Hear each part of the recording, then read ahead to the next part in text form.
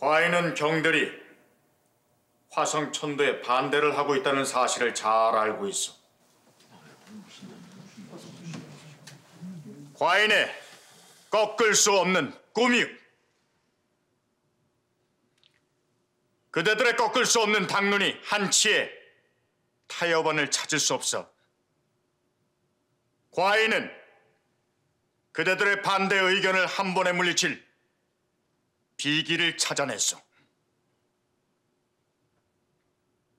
금등지사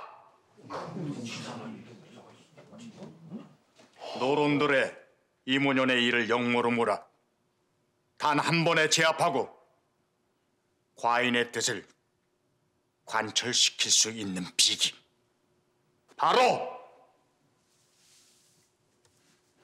여기 이것이요. 과인은 화성천도의 꿈을 포기하지 않을 것이요. 그대들을 이기기 위해 시작한 싸움이 아니라 나의 백성들을 위해 시작한 싸움이기 때문이요.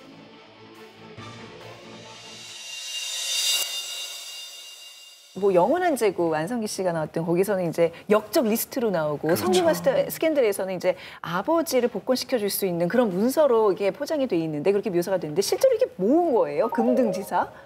이제 정사에 의해서 이야기를 해야 되겠는데요. 죄송합니다. 금등이라는 거는 이제 국가의 주요 문서, 비밀 문서를 담아놓는 상자예요. 그런데 이제 쇠줄 같은 거로 이제 봉해 놓기 때문에 그래서 금등이라 그러고요. 금등지사하면 금등에 들어있는 글이란 뜻이에요. 영조가 사도세자의 죽음을 후회하면서 써놓은 식구 같은 게 있어요. 그 당시 사도세자가 제일 슬퍼했던 게 누가 하면 영조의 첫 번째 부인, 그러니까 사도세자 어머니였던 그 정성황후거든요. 그래서 이분이 돌아가셨을 때 사도세자가 상주가 되잖아요, 아들이니까. 그래서 그 모습을 묘사하면서 쓴 글이 있는데 그걸 번역하면 이렇게 돼요. 피 묻은 적삼이여, 피 묻은 적삼이여, 오동나무 지팡이여, 오동나무 지팡이여, 누가 금장과 천추가 되겠는가?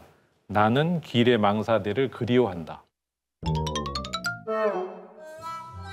전혀 금등지사가 뭔지 모르겠어요. 저도 앞에 내용이 약간 시 같기도 그러게요. 하고요. 좀 주문 뜻을 같죠? 모르겠어요. 예, 이게 무슨 뜻인지 이제 풀어야 돼요. 피 묻은 적삼이란 건 어머니가 돌아가셔서 3년상을 지내는데 피눈물을 흘렸다는 거예요. 그래서 옷에 피눈물이 맺혀서 피 묻은 적삼이 된 거고, 오동나무 지팡이는 상주들이 지팡이를 짚잖아요. 네, 오동나무 지팡이 이제 그 모습이에요. 상주의 모습이에요. 그러니까 3년 동안 어머니 상을 굉장히 착실하게 지내면서 효를 다했다, 이 모습을 표현한 거고요.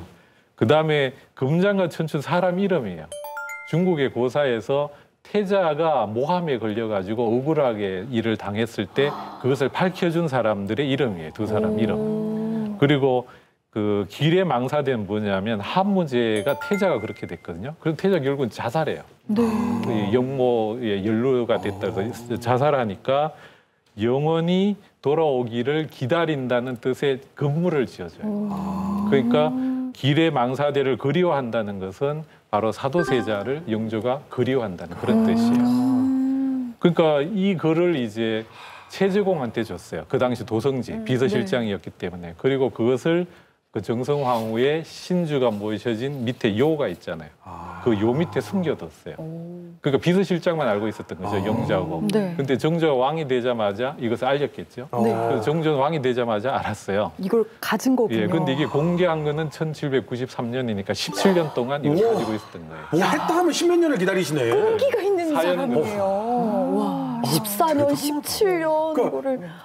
이 영조는 사도세자를 용서했다. 이거를 주머니에 넣고서는 10몇 년을 놔두신 거잖아요. 그러니까요. 그 히든 카드를 어찌 보면 진짜 독한 사람인 게 왜 고스톱 칠 때도 보너스 카드 보통 처음에 내려놓거든요. 근데 이미 났는데 그때 꺼내놓는 사람이 진짜 무서운 사람이에요. 저쪽에서 쓰리고를 했는데 그때 여기서 딱 꺼내놓는 거지. 보통 이런 히든 카드는 정말 필요할 때 위급할 때 꺼내 쓰거라 하면서 딱 주거든요. 그걸 꺼내놨다는 건 지금 굉장히 중요한 타이밍에 꺼냈다는 거죠. 좀 리얼한 일시네요.